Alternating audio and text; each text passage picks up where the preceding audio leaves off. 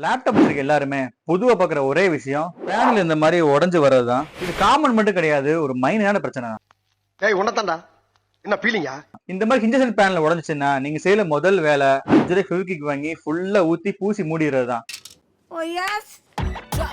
இந்த மாதிரி பண்ணீங்கன்னா பேனல் இஷ்யூ சால்வ் ஆகாம கேட்டீங்கன்னா ஆகவே ஆகாது, திரும்பி இது உடையதான் போறது. இந்த பிரச்சனைக்கு காரணம் பேனல் கிடையாது, இந்த ஹிண்டர்ஸ். நீங்க யூஸ் பண்ற லேப்டாப் மெட்டல் பேனல் லேப்டாப்பா இருந்து ஃபெவிக்விக் யூஸ் பண்ணிட்டீங்கன்னா இந்த சின்ன பிரச்சனையை வெட்டி செலவு பண்ணி இந்த ஃபுல் பேனல்ல மாத்தியானும்.